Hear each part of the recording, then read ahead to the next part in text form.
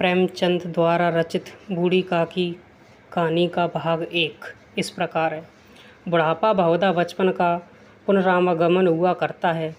बूढ़ी काकी में जिया स्वाद के सिवा और कोई चेष्टा न थी और न अपने कष्टों की ओर आकर्षित करने का रोने के अतिरिक्त कोई दूसरा सहारा ही है। समस्त इंद्रिय नेत्र हाथ और पैर जवाब दे चुके थे। पृथ्वी पर पड़ी पड़ी और घर वालों से कोई बात उनकी इच्छा के प्रतिकूल करते हैं।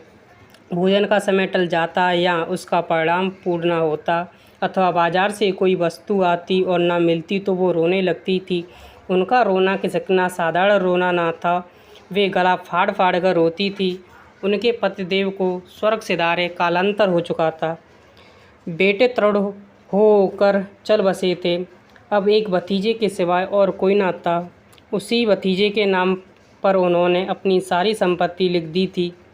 भतीजे ने सारी संपत्ति लिखाते समय खूब लंबे चौड़े वादे किए, किंतु वे सब वादे केवल कुली डिपो के दलालों के दिखाए हुए सब जाप थे।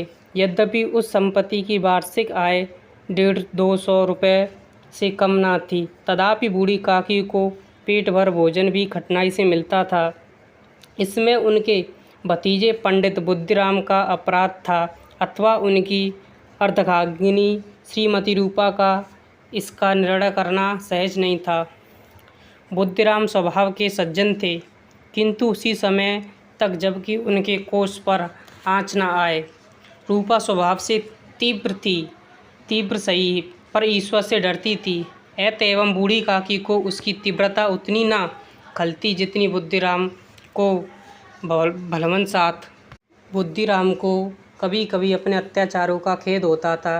विचारते कि इसी संपत्ति के कारण मैं इस समय भला मानुष बना बैठा हूँ। यदि मौखिक आश्वासन और सूखी सहानुभूति से स्थिति में सुधार हो सकता तो उन्हें कदाचित कोई आपत्ति न होती, परंतु विशेष व्यय का भय उनकी सुचेष्टा को दबाए रखता था। यहाँ तक कि यदि द्वार पर कोई भला आदमी बैठा होता और बूढ़ी काकी उस समय अपना राग अलापने लगती तो वह आग हो जाते और घर में आकर उन्हें जोर से डांटते।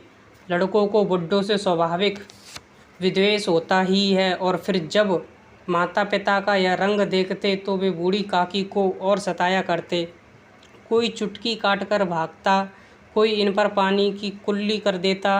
काकी चुटकी काट कर भागता, काकी चीख मारकर रोती, परंतु यह बात प्रसिद्ध थी कि वह केवल खाने के लिए रोती है।